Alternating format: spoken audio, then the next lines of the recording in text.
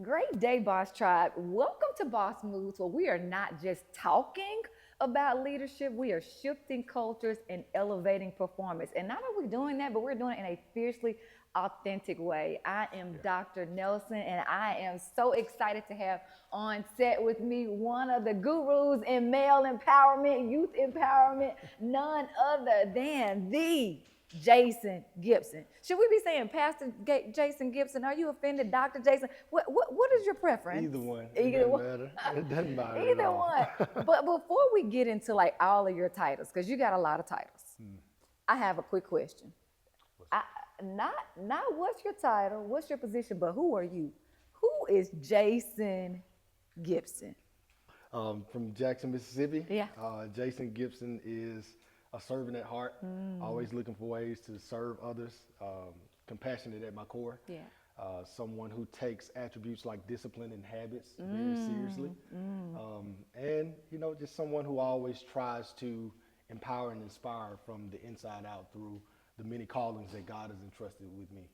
I love that. I love that. I think so often, being boss has nothing to do with your title. It's all about activating that talent that Most you have. definitely. Nothing to do with Most your position, but your purpose. And I find in my work, so many people get caught up in the title Oh, yeah. that they Oh, yeah. neglect the talent. Yes.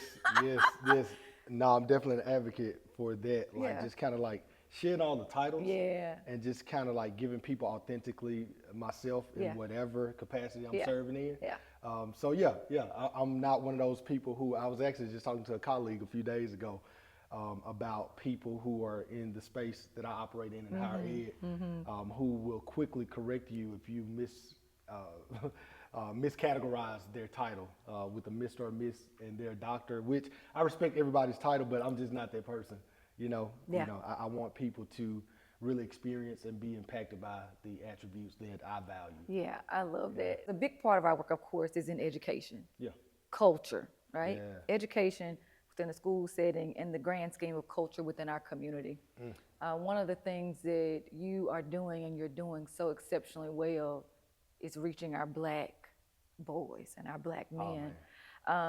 I truly believe that you cannot lead people that you have not been able to reach. Yeah. You got to reach them Yeah. before you can lead Yeah. them.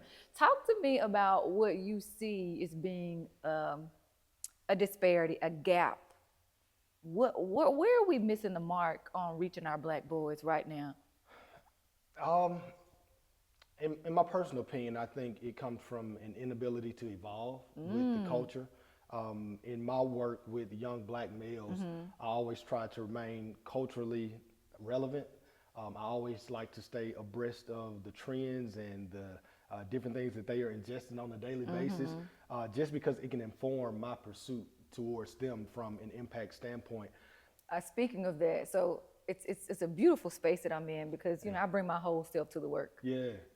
I am a you and me strong both. believer, and you hear it, you feel it, whether we talking inside the church or out. So, but speaking of the church, because you are a youth pastor, I think many of us saw your church the other Sunday with your youth ministry. The young man was up there, hallelujah, hallelujah. I said, "Are we going viral today?" What do you say? Okay, because as an educator, I know. Listen, I grew up in a very traditional home. Yeah, me too. I mean, very traditional. My mother was extremely structured. Now, my mother did not graduate high school, but she was still today. I tell anybody, my mother is the smartest, wisest woman. She flips more books than all of us combined in the space on a weekly basis. But at that time, it was just acceptable in a small country town. Drop out of school, get married, have kids, right? But because of that, she knew that was not our path, her kids' path. So as an educator, though, I grew up very traditionally. Yeah. If the adult says, you do. Yeah. But being an educator in 2026, trying to apply that same traditional approach to reaching kids, it just doesn't work, right? And so I'm applying that as well to your church setting. For me, I think it just goes back to that culturally relevant Yeah, piece. for sure, for sure. I don't think we can get so consumed by the messenger that we miss the message. Yeah. Like, and I am very intentional in any and everything that our youth and young adults do to make sure that it's Christ-centered, to make sure all of our messaging is in line with the church values and with Christian values. So, and that was something I ran by my pastor first, Yes. especially when we got to the all the way turned up Yeah, part. yeah. I even told her, I said, it's a small piece that is going to be a little risky, Pastor, but I mean, if you aren't okay with it, we can remove that part. And I said, but we're going to be very intentional about, messaging before that, saying for Jesus, we're all the way turned up. And man, at the end of the day, the kids are impacted. Yeah. Man, one of the greatest, I won't say compliments, but one of the greatest things that just does my heart good is when I hear from parents. I'll never forget, one of the parents reached out to me and was saying, or called me at church one morning and was like, I was so tired. I worked a double last night and we weren't coming to church, but I won't say her name, but my daughter woke me up and said, Mom, are we going to church today? Because she wanted to come to the youth and young adult service. So, I mean, anytime we get results like that, it reminds me that I'm exactly where, God wants me to be. Absolutely. And I'm conducting myself in a manner that is Christ-centered and is with his spirit in mind. So I love that. I mean, you just kind of like let the naysayers talk. Yeah. And, just keep being obedient to the call of God on your life, no matter how uncomfortable that may be for others. I love that. So you are also an educator. So Yeah. I want to tie that on back into the school setting, because so many of our children, especially when they hit the middle school age, right? That 6th, 7th, 8th grade. And I'm gonna come on back a little bit. 5th, 6th, 7th, and 8th grade. Yeah, that was my first job teaching 7th grade. But, Was it? Yeah, 7th grade what? 7th grade social studies. Stop it. Out of there. It only took a year for me to figure out Wait a minute. that I wasn't called to that. Not from that an great. education standpoint. Gotcha. In the structurally in that school system. Yes. I just really took issue with teaching a test. Yeah. I took issue with the way, especially my discipline being history, in some of the narratives, because history is just that, it's his story. It's not so much about the moments or the themes or the happenings as much as it is who is telling the story. So, I mean, when I felt like it was such a Eurocentric approach to history, I just didn't. I said, let me go to the college level where I can have complete autonomy over my curriculum, how I teach, what I teach. And of course, there's some gray area there. Right, for sure. But, it's much more autonomy in how I do that. For sure. But taking even that experience, because, you had that experience, and knowing what you know now with how you guys are able to, because you're still in education. Oh yeah, You're still in Most even in the definitely. church setting, that's what you're doing, because we watching. You know what I'm saying? Yeah. Y'all are pulling, y'all are educating, y'all equipping, right? What could schools learn from your approach in your church setting as to how you guys are really pulling students in, and even higher ed? Because I see the work that you've done with athletes, higher ed. What are you thinking that some things that we could do to pull in that same concept of culturally responsive? Where are we missing the mark with that as well? Oh man, and you just said it, and I mentioned it earlier about being culturally relevant and up to date. And I think that we just have to do a better job at not shunning the new, but embracing the new. Like there's no reason why AI shouldn't be integrated into curriculum now. I know a lot of people feel differently about it, but it's much like social media 20 years ago. Like my mom just got a Facebook page maybe 5 years ago, because from the inception of Facebook until about 5 years ago, it was demonic. You shouldn't do that. Like, But I mean, eventually she saw it as a tool that I can keep up with family members who are far away, how I can stay abreast of what my family and friends have going on and stay connected. And I think AI is that thing. Of course, there's some ramifications that I think we have to place around it, but I think ultimately it's one of those things like it's here. It's here. It's here, and it's not going anywhere. Absolutely. It's only going to continue to expound and expand. So considering that, I think that's one of those areas that we have to start asking ourselves the question, how can we integrate this into curriculum to make it serve as a benefit for our students? For sure. One of the things in my training, last 2 summers in a row, matter of fact, training superintendents around AI. Oh, wow. The first year, it was a hard up, it was a heated discussion in the space Yeah, because yeah, a lot of superintendents was like, basically, oh no, we won't go. yeah, yeah. And so this last year, speaking to the superintendents, I had to come back with, okay, the conversation is now not do you want to, Right, it's how are we going to, because it's right. not going away. And one of the things I read a quote a couple of days ago, it talked about expand or be expended. Oh yeah, All right, so yeah. this concept of the growth mindset as it relates to reaching children. Why do you think even reaching children, though, looping it back to that, especially black males, they seem so hard? They seem so hard. They seem that there is this shell. How do you get through the shell? How are you doing it? Because you are doing it really well. So what's been your secret sauce for reaching kids who, folks are saying they're not reachable anymore. They're too far gone. Oh man, one of my favorite quotes that has sort of become a philosophy of mine. People don't care how much you know until they know how much you care. This relationship cannot just be Sunday mornings. So you'll see me often, man, just participating in kids' basketball games, in their recitals, in their choir concerts, at their honor society. When it's graduation season, probably every weekend in May, I'm at somebody's graduation, or every week in May, I'm at somebody's graduation. We're checking on them through our group chats, but even putting some parameters around that. I know we're talking about the males, but that's why I have young ladies or women on our team, because I think there's a level that you have to very carefully teeter with male leaders, personally texting young ladies. I'm not an advocate of that. So, some of those things I'll leave to our women.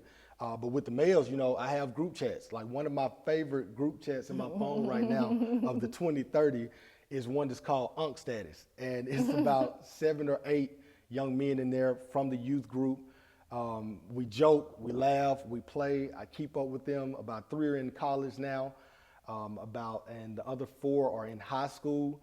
One of them just got his, I don't know if it's a license, or certification or what, I don't know. He just got licensed to be a barber and a tattoo artist.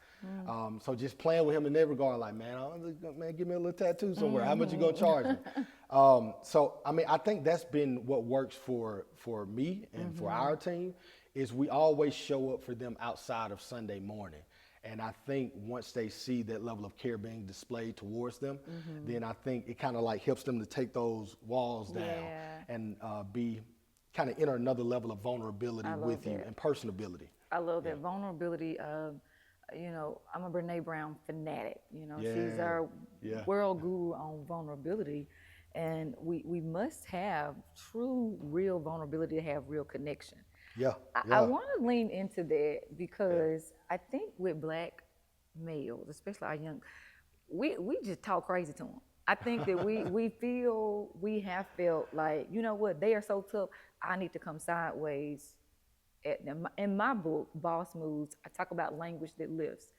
What have you found to be language that works well, when you're trying to connect and trying to show your vulnerability with our males? Because I do, words matter. Words created the universe. So I think we negate that power, especially with our young black men. So thoughts on that? Yeah, man. Vulnerability and communication. Yeah, it's so funny that you mentioned, the background of it all when it comes to black males and us having this perception that they're hard, and the way that we speak to them is usually very demeaning and anti-soft. So with me, I grew up the same way. And I love my father to death, God rest his soul. And I love the way, and I'm appreciative for the way that he disciplined me now, but it was very much that. I came up in the boys don't cry, boy, get up. And, so I'm very familiar with that, but I also saw later on in life, early mid-20s, when I started going to therapy, like the ramifications that had on my current identity at the time. So because of that, it kind of helped me to better communicate to the young males that I mentor, that I've been in a leadership position over, because I understand that words, like you said, have power. But I'm also one of those people, I know we have this saying that says communication is key. I'm one of those people that doesn't believe that communication is key. I think comprehension is key. I think we can communicate a message as much as we want until we're blue in the face, but if the other party is not comprehending it in a way that they can ingest it and understand that this is from a place of love and compassion, then I think it'll just fall on deaf ears and it won't have the impact that it can have. So for me, I love, like I said, they don't care how much you know until they know how much you care. So leading with that caring component. But then when you kind of like immerse them in care, then that's when I can be a little more stern. Yeah. Like this is when I can come down hard on you because I've established and cultivated that level of trust where you know that if I'm telling you something, it's from a place where I want to see you grow. I want to see you develop into the best man that you can possibly be. I think about that group chat now, Unc status. And I'll mention it now, my Rufus and Javon and Dee and Nick and Caleb and JC and Ashton, all the boys who are in that group. I have to have hard conversations with them sometimes because sometimes their behaviors are unbecoming of who I see them to be, what I see beyond where they are right now. I just kind of lead with that caring component. And also, I'm very transparent. Yeah. Like I always remind them that I'm not very far from you in age. And so I know like it's prom season right now. Yeah. I know what I did my junior senior prom. I didn't go home. I didn't go home until the next morning, as a matter of fact. Some of them are turning 21 right now. I know the last time I was just sloppy drunk was my 21st birthday. So considering all those things, I share them. Yeah. And I not only share them to be relevant, but I share them and I also share the repercussions that came from it. Yeah. So they can know that, hey man, I'm telling you this because not only do I see it, I've lived it. Yes. Yeah. Yes. You said something and it's clicking in my head. Okay, we talked about visibility. I think your visibility is currency. Yeah. All right. Yeah. So that visibility is currency. And it's the currency that you need to pay for the feedback to be accepted. Yeah. For me to be willing to accept what you have, it costs, right? Yeah. And it's like the bank account. If you ain't putting nothing in there, what we doing? We in the negative. I don't want it. I want to lean into something else you started with. I asked you, who is Jason Gibson? You spoke about discipline. Oh, yeah. Where then do you find that line and that balance of care, discipline, visibility, transparency? Where do you find that, and how do you encourage people who are trying their due diligence to reach our babies in our community? Where do you find it? How do you keep that balance? Care, visibility, communication, discipline. I think I find that balance through a high level of intention. And what I mean by that is just ensuring that I'm intentional about not portraying or conveying a half-baked reality of the world. I've got to make sure that I equip you with the tools that are necessary to see you become your best self.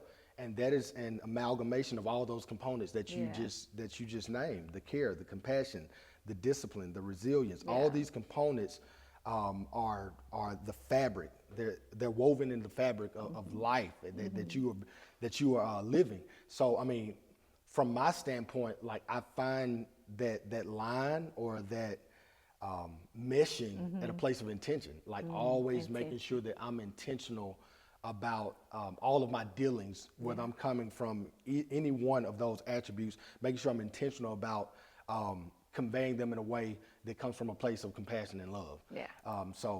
Let's just make sure I'm always intentional. I love that. I love that. Okay, so we got a few of your titles. Let's add. We got professor, youth pastor, community activist, youth empowerment. Come on with the author piece. What inspired you? And by the way, y'all, grab a copy, okay? You need it, all right? What inspired you to write this book, Pray, Plan, Execute? I have a teacher, I don't know, you may or may not know her, Jaleesa Hobson. What's her name? Sounds so familiar. She's coach. She's amazing. She's young. Madison, is it Madison Central? I'm not sure. I'm not sure. Okay. She's in Hattiesburg now coaching. Oh, no. But she used to Hobson. Yes, I do know you're talking about. She used to always have a shirt, Pray, Plan, Execute, and I made the connection. I said, okay. She's been got some Gibson in her life. What inspired you to write this Oh at this man. particular point in that particular point in your life? I started writing this book when I was in graduate school getting my master's. Okay. And what happened was I started graduate school. I finished all of my coursework. I got to the point where I was writing my thesis, and I dropped out after my coursework because when I finished my coursework, I quit my job and I went into full-time entrepreneurship. So, just for me, I was just like, man, I don't need school anymore. I'm going to do this full-time entrepreneur thing by way of physical fitness and trucking and, speaking. And, I don't need the degree anymore. I remember I was praying one day, and man, if I've ever heard the audible voice of God, it was this moment. Because while I was praying, what I felt like come strong in my spirit was, you need to complete what's already been placed in your hands. I immediately started to think back, what all have I started but not finished? Yeah.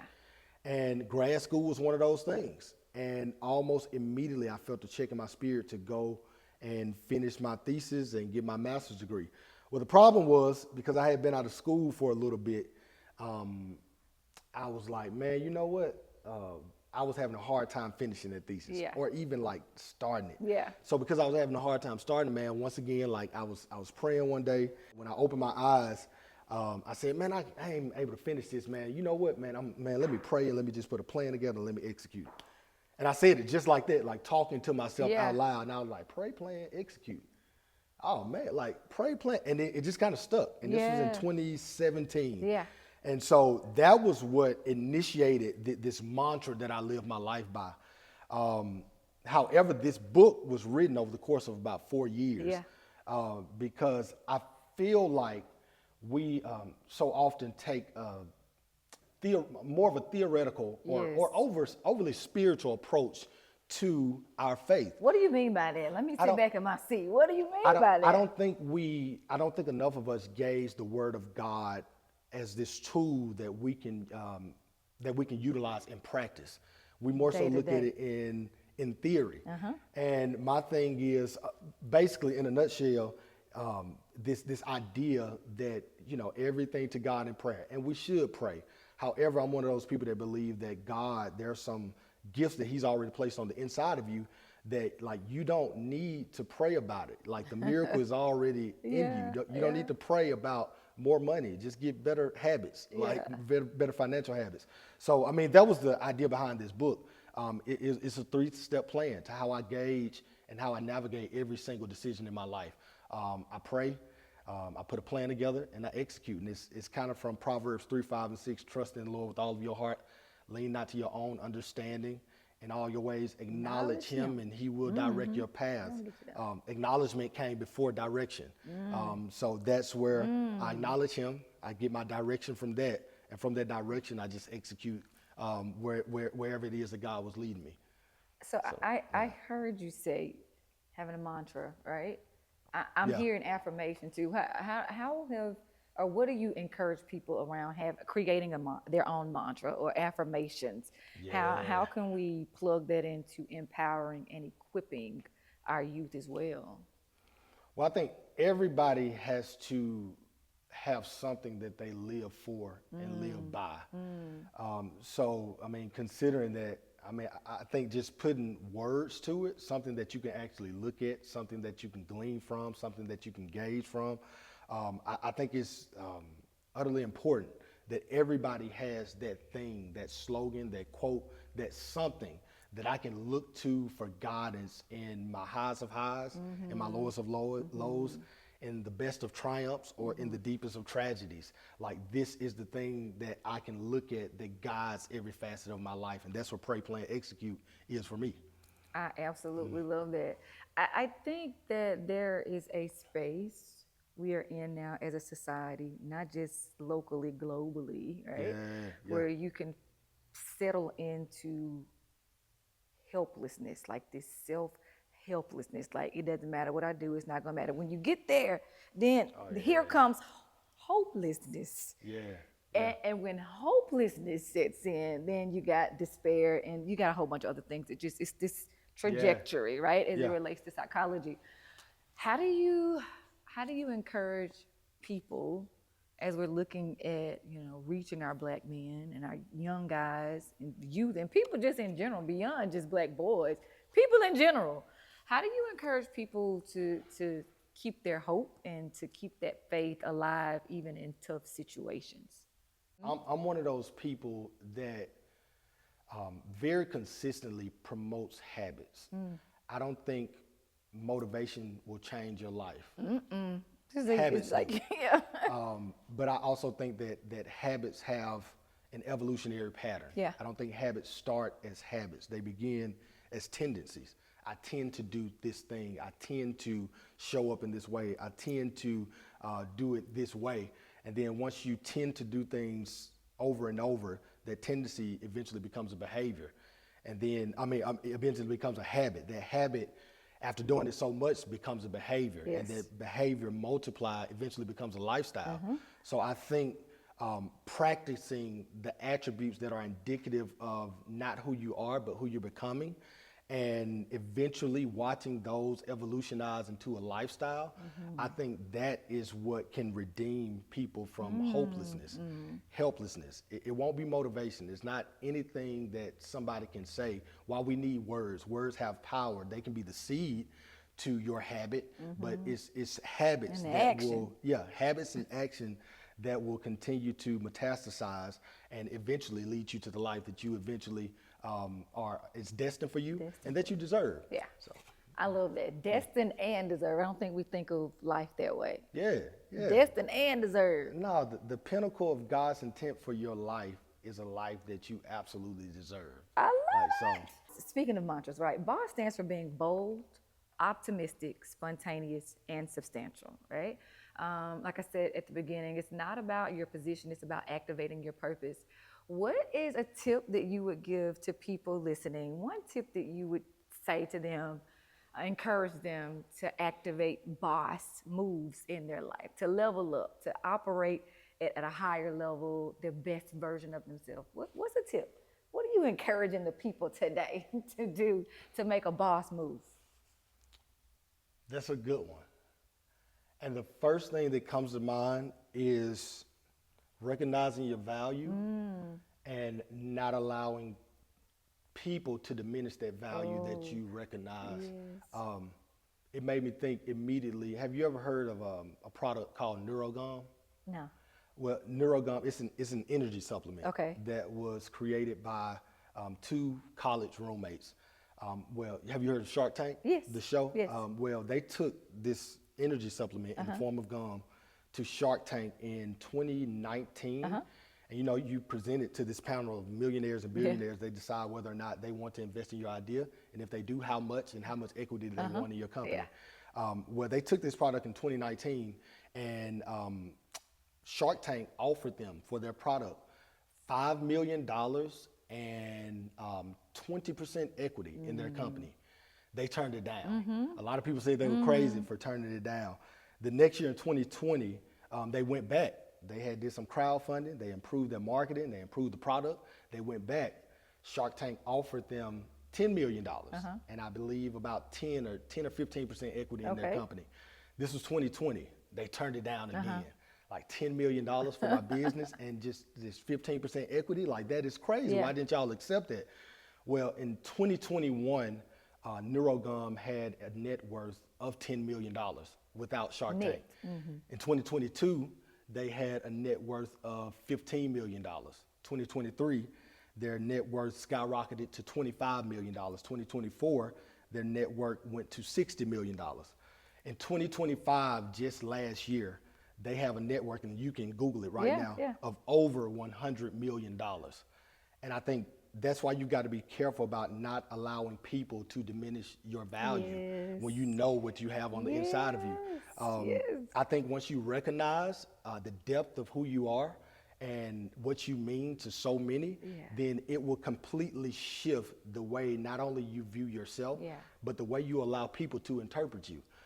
So I think that the advice that I would give to that person is, one, recognize what your value is and don't allow people to Yeah. diminish what it is that you recognize. I absolutely love it, y'all. That's how you go make boss moves. Thank you so very man. much Thank you. for coming Thank you. on today. This I has been appreciate it. absolutely. Listen, make sure you go grab a copy Yeah. today. What's the best way to get a copy of your book? Well, it's on Amazon. Yeah, Amazon. Amazon, You can just all type right, in Pray, Plan, Amazon. Execute. It'll come right up. Go ahead and grab your copies, folks, and make sure that you too are leaning into the value that you bring to the table, and go make yourself some boss moves.